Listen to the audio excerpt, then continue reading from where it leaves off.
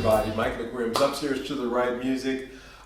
On today's short take, I want to talk about modifying inexpensive guitars. Now, on YouTube recently, well not even recently, I've noticed an uptick in the last 2.5, maybe 3 years of YouTube influencers who are getting guitars from manufacturers of inexpensive instruments. $100, I think I saw one as low as $69. And if you take the time to look at these YouTubers, you notice a couple of that are getting these products. You begin to notice a few things. The first thing you notice is it all comes at once. So Glarry all of a sudden has, 15, 20, uploads promoting essentially the same guitar in the same week. So a lot of those influencers got those instruments and said, hey guys, go to it.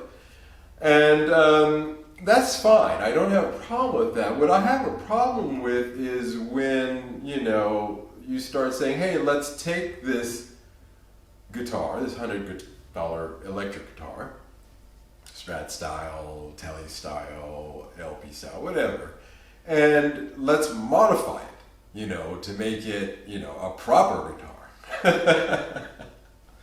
Well, as you know, I like to peruse the forums. It helps me to keep up on what's hot, what's not, because I buy and sell a lot of equipment and gear, and I like to know where the market's going, as you know, with my reverb shop. But also, I kind of want to know what the general gist, the feel, the mood is out there in the world of musicians and musical instruments. And I came across this guy, and this was on the gear page, and I thought I would share with you on the discussion of modding these cheap guitars. Add that to the fact that they've been, naturally have been modifying their own guitars for 20 years, and you get suggestions like, oh, just get this, X cheap guitar, sand here, file there, crown this, swap that, put a spare USA pickup on the neck. I'm using my uncle's backup $500 German soldering station, but I heard you can find them for $30 on eBay these days. Ask your buddy if you can borrow this, because sure, everybody's got a complete set of brass guitar saddles that, just laying around the house. Check under your couch.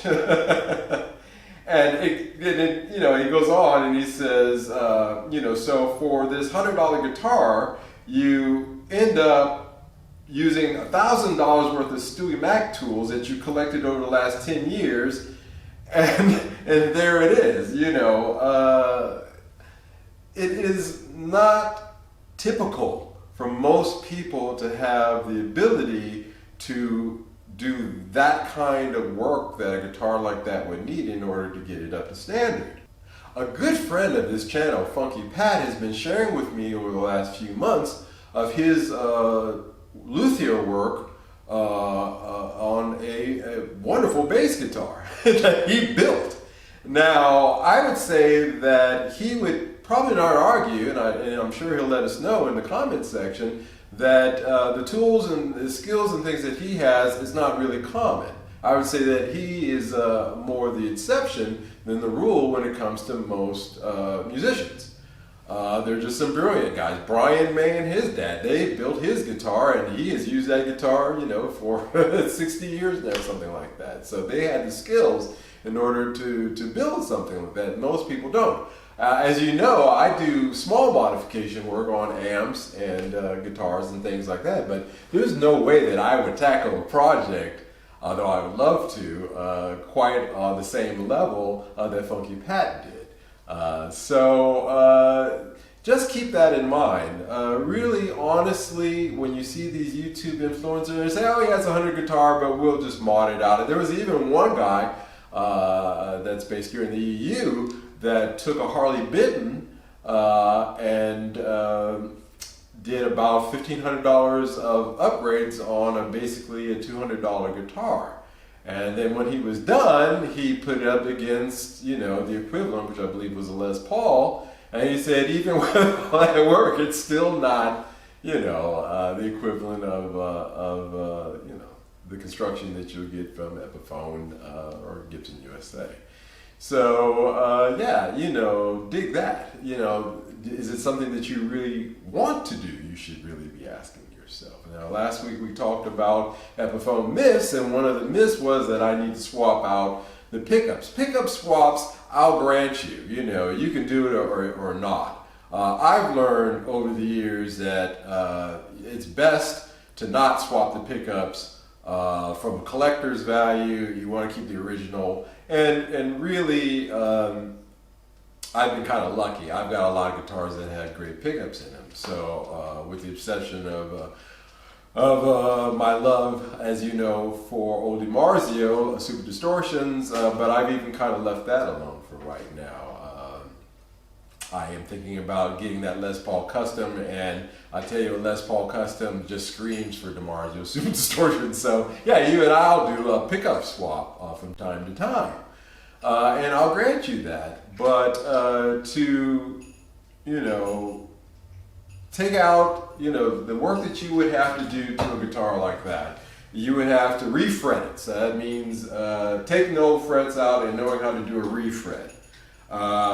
You would have to probably be able to do some major work if you want to change the color of it or change the quality of the paint job on it. You'd have to know how to sand that top down. If you want to do a curve, or if it's an LP, you want to get this one actually has a nice little curve to it. If you want to get that, you got to know how to do that. There's a lot of skills, man, to do some stuff like that, and it just is not within the realms of most people. So when you go to these YouTube channels and these influencers and you see them, talking about, oh, I modded this $100 guitar and this is what it is. Now just realize that a lot of those guys have the skill in order to do it themselves. You probably don't. And if you did, as just a hobby thing, not as a serious thing, it wouldn't be something you would do on your guitar that's your player guitar, because you couldn't afford to have it down like that. You need to be gigging with it and recording with it. So it's just not within the realm of most people. So just take that with a grain of salt. If you think that, I'll just get myself a $100 guitar and mod it up to being, whatever it is, X guitar that you aspire to, it's not going to happen.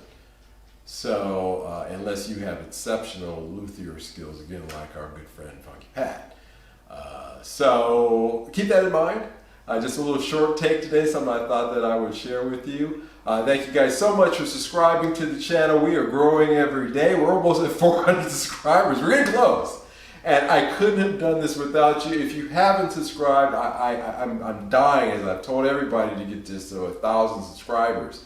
It would be, a celebration day. We're going to have to do something really, really special when that happens. And in order to make that happen, I can't do it without you. If you haven't subscribed yet, help the channel out. Give us a subscription click.